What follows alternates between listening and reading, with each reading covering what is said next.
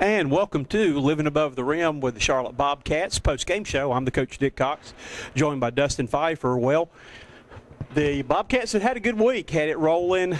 Hoped to complete the homestand here with another victory, though, but ran into a tough Atlanta team tonight, though. A team that Atlanta's kind of rebuilding their team, but more so reloading, that they've got a lot of talented players, and the Bobcats just couldn't get over the hump. They made several runs, got the lead down to 5-4, but just really couldn't get any closer than that after the first quarter. Yeah, just a tough game all around for the Bobcats tonight. They came into the game winning 5 out of 6. Like you said, 6-4 record, same as the Hawks. So this was a battle of two winning teams right now. Hawks have been a playoff team for the last few years, and even though they lost their superstar, Joe Johnson, they still have another star, a couple of stars, basically, in Al Horford and Josh Smith. And Al Horford was the man tonight. You know, he finished with 26 points, 13 rebounds. He was unstoppable down there, and he was one of the big differences in the game. And the other difference is, like you said, the Bobcats just got, they got behind early. They fight till the end. We saw it again tonight. They made more runs, but just not enough to be able to get over the hump. And overall a good week. I mean, you finished the week 6-5. You're almost at the end of November, and you're one win off your win total from last year. So, you lose them here and there. You're not going to win them all here in the NBA. So, no need to get down. You just got to turn around and you got a winnable game tomorrow night. You need to go take care of business. Well, let's go now and see what Coach Dunlap had to say about what the differences were in tonight's ball game now, and also a couple of comments from the locker room as you're watching Living Above the Rim with the Charlotte Bobcats. We'll go now to the players and coaches interviews.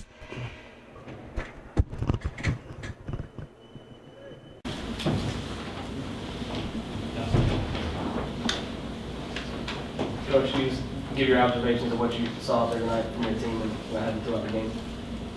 D-Trans, easy baskets, 50 points in the paint. We got to do a better job there. So those, in essence, that was a game. Talk about Horford, stuff to stop him.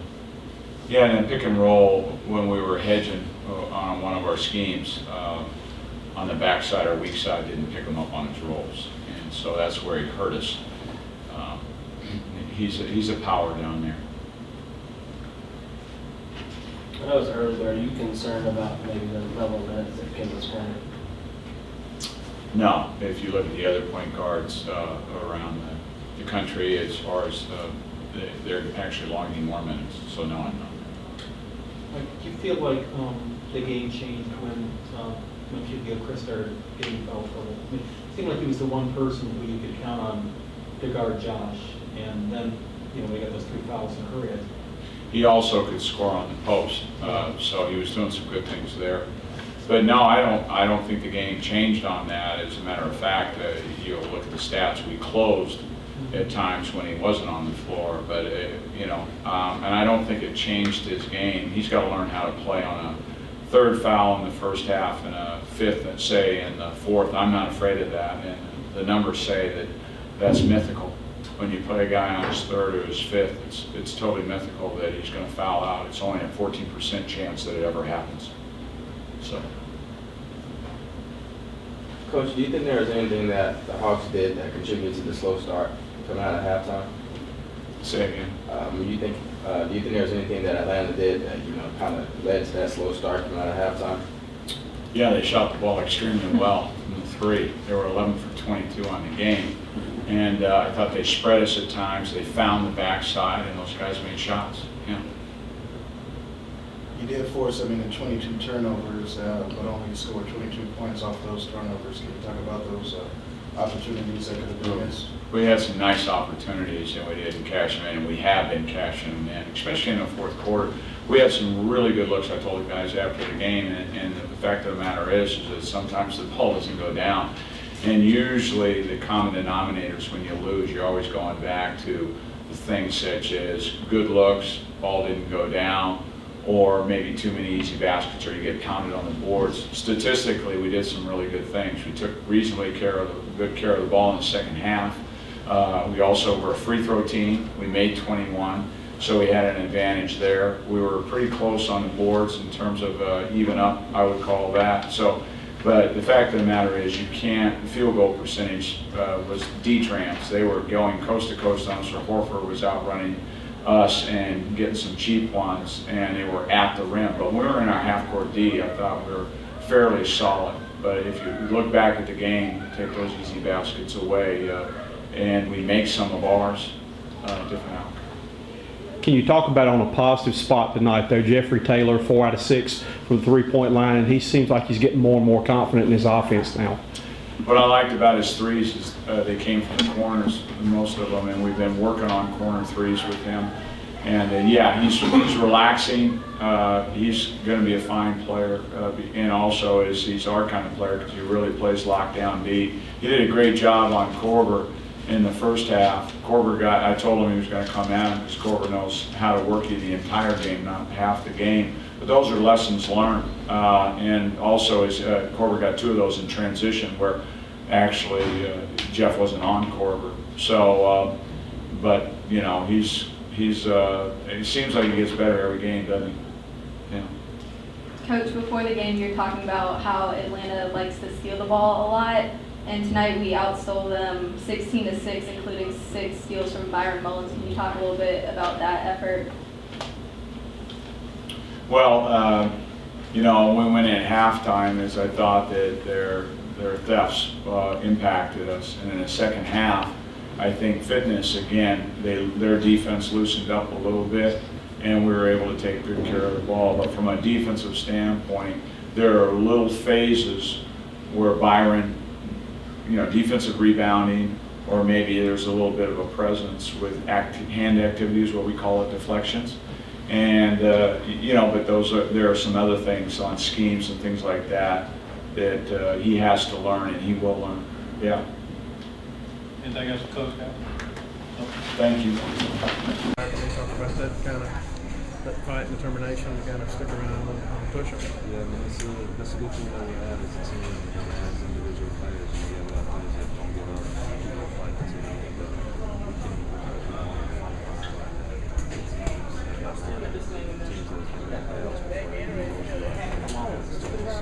so that's what we just have to try to get up more and kind of have that same fight.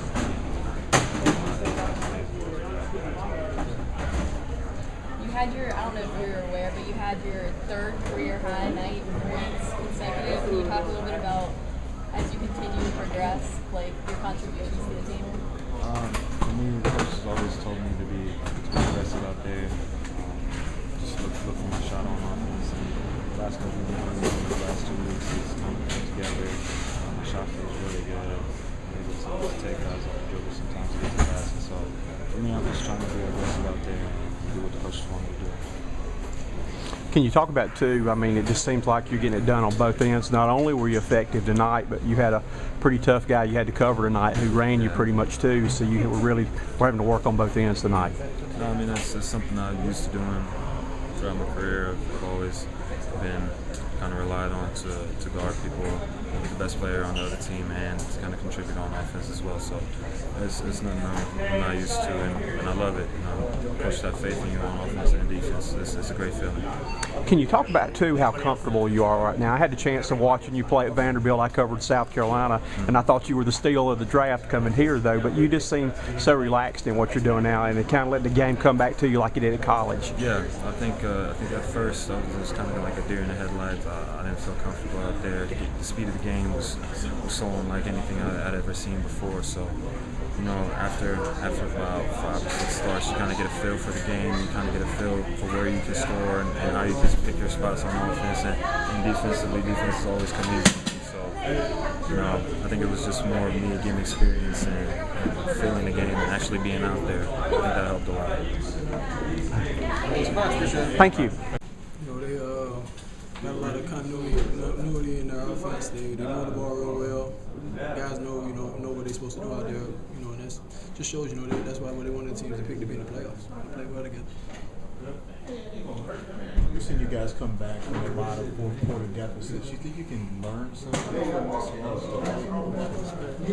Oh yeah, we learn every night, especially being a young team like we are. Wins, losses, we learning regardless, and it's one of those things that definitely some things we can take away from this game. They're in our conference, so we'll see them again. But it's definitely some things we can learn and hopefully improve it with the next game. What? Just give me one example. Just being more aggressive on the defensive end. Try to bump them off their spots. Their plays are ran real well, so just try to bump them off their spots and get them off their sweet spots. Really. Thanks, man.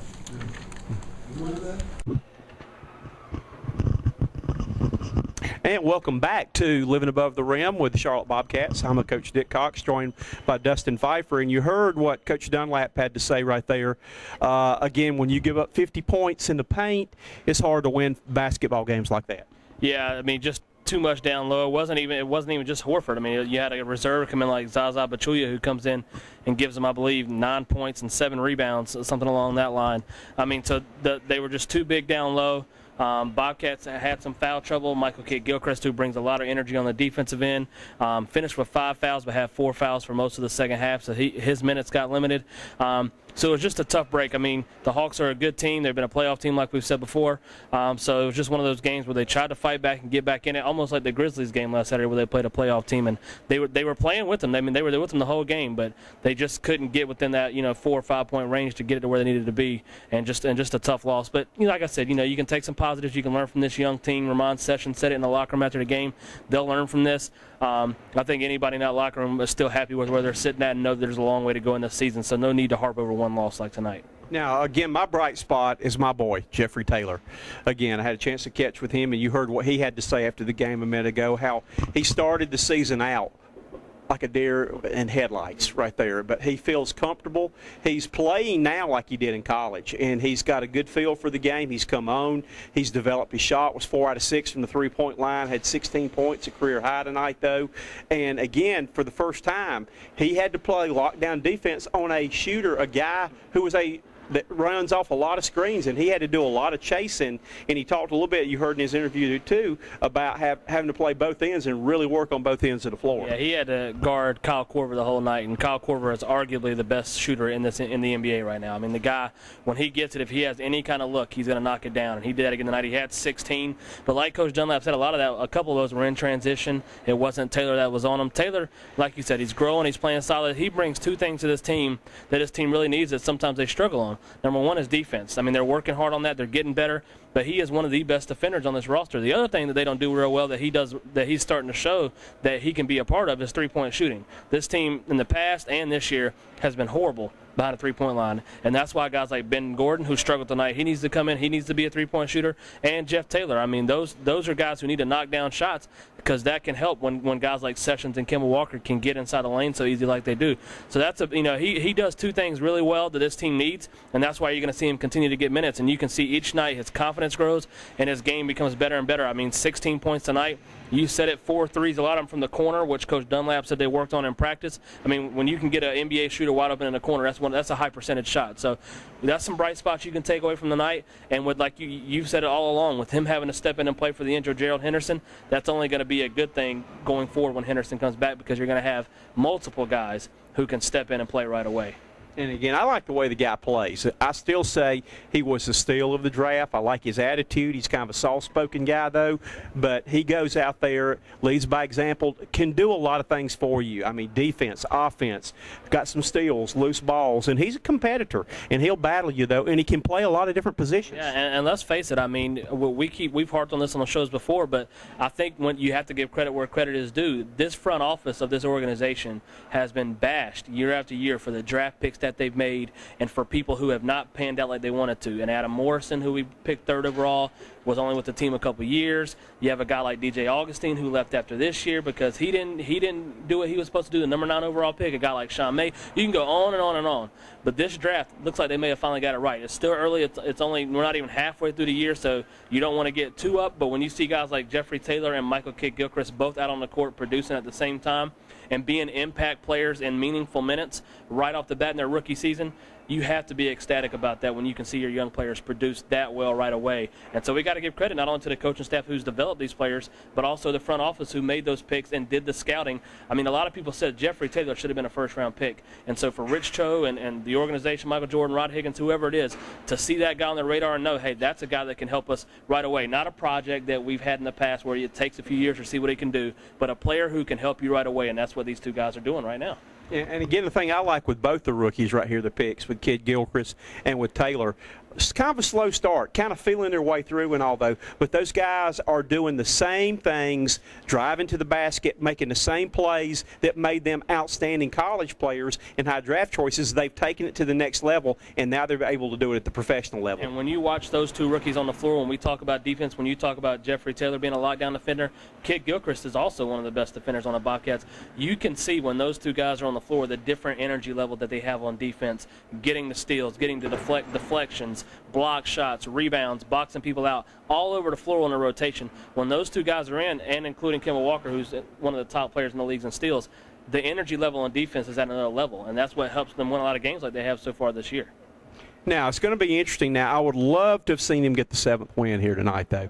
But got to turn around and play again tomorrow night and play the Wizards, which is a scary game to me, a trap game, because the Wizards are 0-10.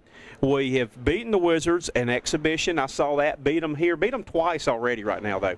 Law of averages, even though it never caught up with us last year, won 23-game losing streak, though. But you would think that they've got a talented team. They're playing at home, that they're going to win one sooner or later, though. Can this team bounce back and go and take care of business? They were doing a pretty good job of taking care of business at home until tonight, though. But can they go get a steal on the road against a team that's struggling but is better than 0-10? Yeah, can they do it? Yes. Will they do it? That's up to the players and to the coaching staff to develop a game plan and go out there and produce. This is definitely a trap game, and if they do somehow lose that game tomorrow night, I'm not going to be upset or surprised. This is the NBA.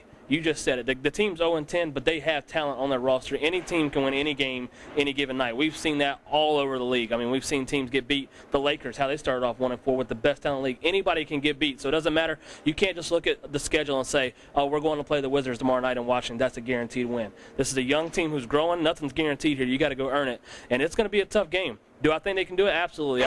We've seen this team bounce back not only in games but after losses and come back and take care of business. So it's going to be a good test. I think as a team, this will be a big step for them to grow if they can go get a win, knowing they have to go like Monday night, go to Oklahoma City, who was in the finals last year. I mean, we know how tough that game's going to be. So if you can go out there and take care of business on Saturday night, you need to get it done. But like I said, I'm telling people out there right now, if something happens and they lose a close game, don't be surprised. Washington's got talent, and they almost beat a playoff team the other night at home, Indiana Pacers. They blew a lead late in the game and lost that game. So really, they could have probably had a couple of wins right now. And I think the other thing you pointed on this, a big point, we've already seen this team 2 times, one in the preseason, one in the regular season. We've beat them handily both times, double-digit wins. So Washington's going to know how we played. They're going to be kind of mad, want some revenge against a team who's already took care of them twice. So it's a dangerous game. So we'll see how they can respond. It's a good test for a young team after a loss to go on a road, which a team you probably should be favored to beat and maybe handle business. So we'll see what happens. Any concern right now? I've got a concern right now with Ben Gordon right now that he came in, really did. I know he's been hurt some this week, though, but 1 out of 8 tonight really didn't come in right now, though.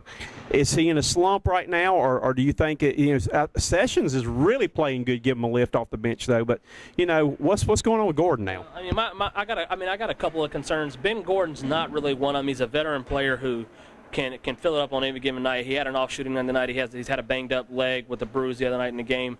He's dealt with some family emergencies where he missed a couple of games. So he's had a lot going on, and he hasn't been able to get into that rhythm. And you talked about it when Sessions is playing so well, Kemba Walker's playing so well. Taylor playing well. It takes away a little bit of his minutes where a shooter likes to get consistency. So I think you'll see his minutes grow, and I also think you'll see him contribute more. He did have that one big game in New Orleans where he had 30-something points off the bench, which was a franchise record. So the guy can get it done, and he's a veteran who knows how to play in this league. So I expect him to rebound. My concern, you asked me what my concerns are.